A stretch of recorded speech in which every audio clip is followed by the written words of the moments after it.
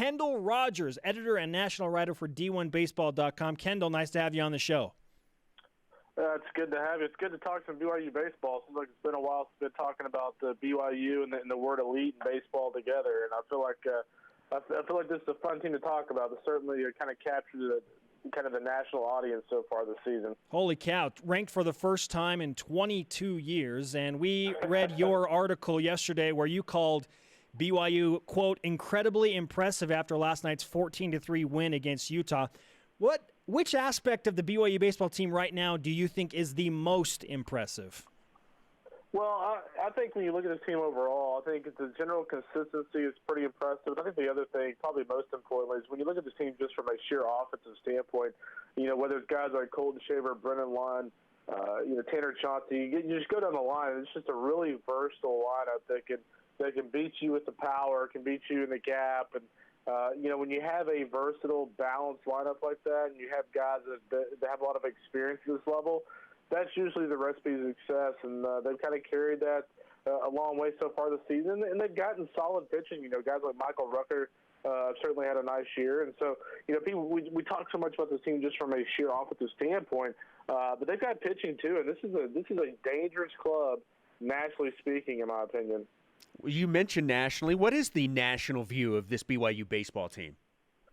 Well, I think the big thing is I think the way they're winning games, I think if there's a situation where they're winning a lot of close games against some of the teams in their schedule, I think a lot of people will have a little hesitancy in the sense that they'd be like, well, they're squeaking out wins against these mid-level teams. And what's going on is not only are they beating these teams, but they're beating a lot of these teams in submission. And you look at last night's game, for instance, Utah, a team that's much better than its overall record would indicate, tied for the lead in the Pac-12.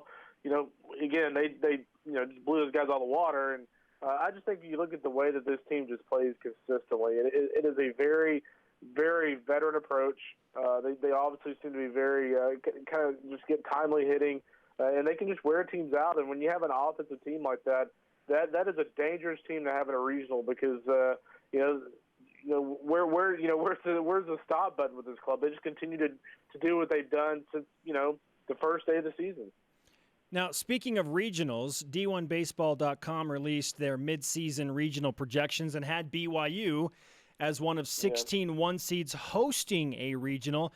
But this team is currently unranked in the top 25 poll by D1Baseball.com. Why do you think that is? Well, I think that's a great question, and that's it's one of these things we kind of hotly debated as a staff last week.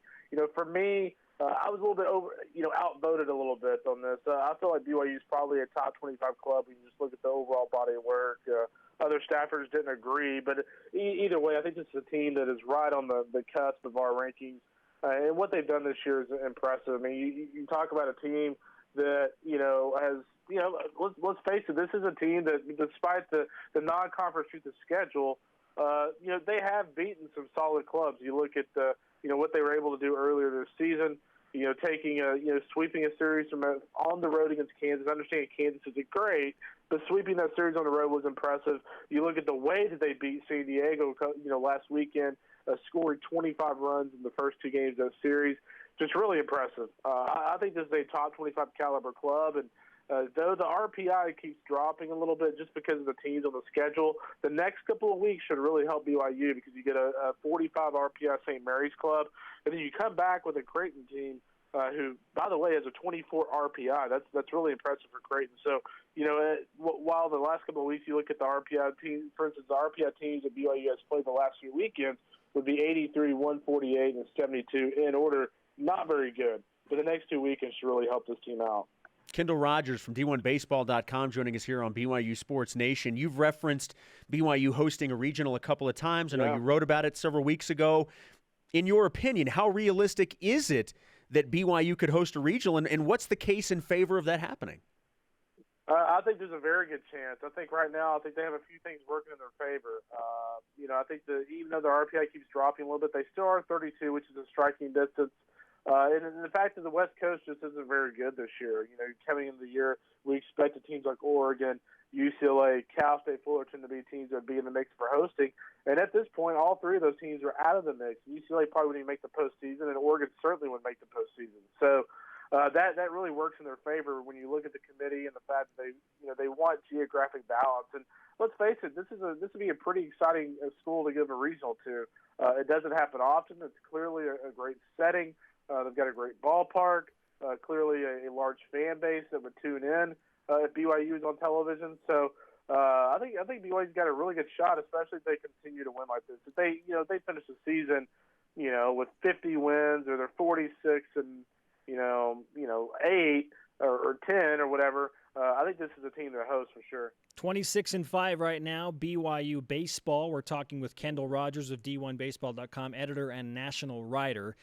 I want to talk about which conference is the best in the West in just a moment, but you've mentioned RPI, those magical 3 letters, a couple of times, which we discuss a ton during college basketball and the run to March Madness and trying to get into those brackets. How much does RPI matter in baseball? There are 301 Division I teams, I believe. BYU is 35 and dropping now with a lower strength of schedule. But how much does RPI factor into what this team does and where they end up in terms of this regional discussion? Yeah, you know what? It's probably about 85% of it. Wow. And unfortunately, Wow. Unfortunately, it can. The committee uses it as such a crutch, and the reason why this is, if you look at the basketball committee, you look at the fact that a lot of those basketball committee members, watch a lot of games and such, so they have a pretty good inventory of, what these teams are all about. Baseball employs the method of using an advisory committee in each region, and a lot of these committee members don't quite have as much of a pulse as maybe a basketball committee member. So what they have to do, they have to put a lot more importance in the RPI. And furthermore, they have to put a lot of stock in what the advisory committee says. And I will say this. I've talked to some coaches on the West Coast that have seen BYU, and the coaches really like this club. I think every coach I've talked to talks about, this team just overwhelms you offensively, or these guys are much better pitching wise than you would expect, and this team is clearly for real. So, why the RPI could hurt them, I actually think BYU at this point would grade out really well with the coaches on the advisory committee in that region. This is a team that regardless of who they're playing, is leaving very positive impressions on everyone.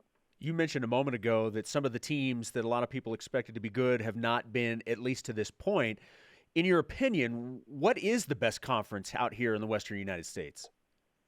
Boy, that's a great question. I would still lean the Pac-12, but I think the WCC, would have a legitimate argument this year. I mean, I think you look at this league overall, you talk about even teams like a San Diego, Pepperdine, clubs that haven't been great this year, but to me are still solid clubs. But then you look at like St. Mary's, for instance. That's a big series coming up. St. Mary's up to 45 in the RPI. Eric Valenzuela has done a tremendous job as the head coach there. And then you look at a team like a Gonzaga. They're out of our field this week still, but this is a team that is 31 in the RPI. They're 9-3 in conference. The problem they have, if you look at the rest of their schedule, is they played the easiest part of their conference schedule. So I feel like they're going to kind of take a step back as the season goes on. But, in terms of, depth, I think the top 5 or 6 teams in this league are pretty strong. And so I would say the Pac-12, but I think it's very close between these leagues, which is kind of bizarre because it doesn't happen very often.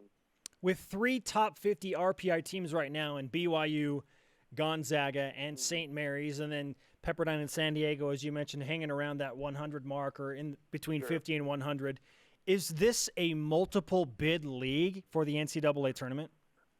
I think it is for sure. I mean, I think you're looking at minimum probably St. Mary's and certainly BYU being in the field, and I think Gonzaga is a team that, again, if they could win some games down the stretch against the schedule, I think they could get in. And I think Loyola Marymount's another team that they're always one of these teams that are much better than their RPI and their record would indicate. This is a team that's better than one game under 500 and 83 in the RPI. But you have to go out and win those games, and so. I would keep an eye on LMU as well. I think Jason Gill does a really solid job down there.